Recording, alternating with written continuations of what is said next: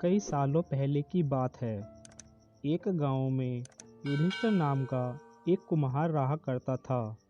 दिन में वह मिट्टी के बर्तन बनाता था और जो भी पैसे उसे मिलते थे उनसे शराब खरीदकर पी लेता था।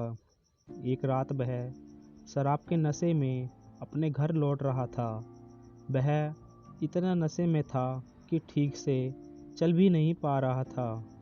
अचानक उसका पैर लड़खड़ाया और वह जमीन पर गिर पड़ा। जमीन पर कांच के टुकड़े पड़े थे, जिनमें से एक टुकड़ा उसके माथे में घुस गया। उसके माथे से खून बहने लगा। इसके बाद कुम्हार किसी तरह उठा और अपने घर की ओर चल दिया।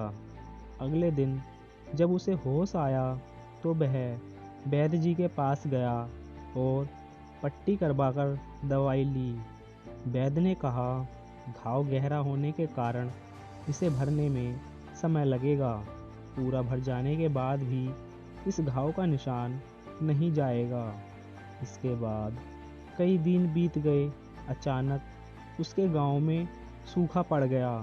सभी लोग गांव छोड़कर जाने लगे। कुम्हार ने भी गांव छोड़कर जाने का फैसला किया और दूसरे देश की तरफ निकल गया। नए देश में जाकर वह राजा के दरबार में नौकरी मांगने गया। वहाँ राजा ने उसके माथे पर चोट का निशान देखा और सोचा, यह जरूर कोई पराक्रमी योद्धा होगा और दुश्मन से लड़ते समय इसके माथे पर चोट लगी होगी।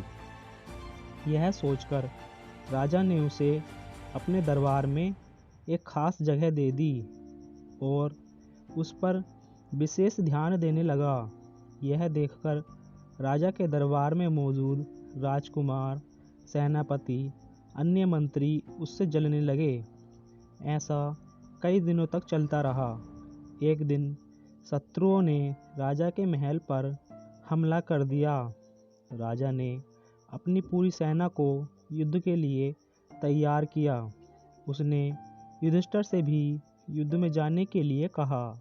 युधिष्ठिर जब युद्ध भूमि की तरफ जा रहा था तो राजा ने उससे पूछा कि उसके माथे पर यह चोट किस युद्ध में लगी।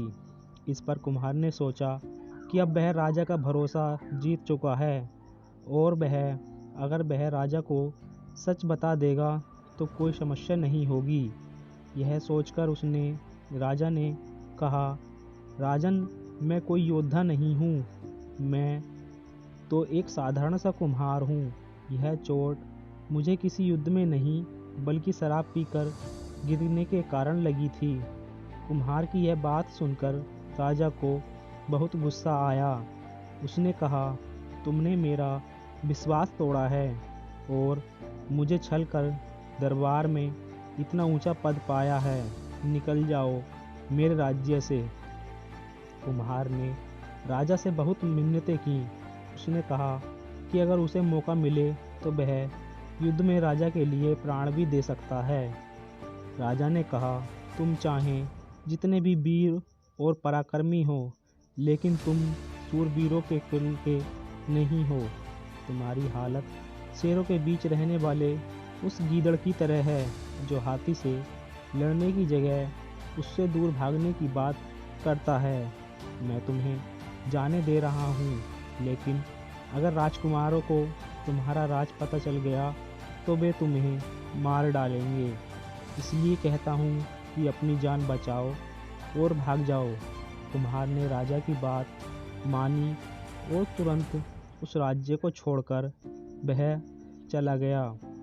दोस्तों, यह स्टोरी आपको कैसी लगी? कमेंट करके बताइए।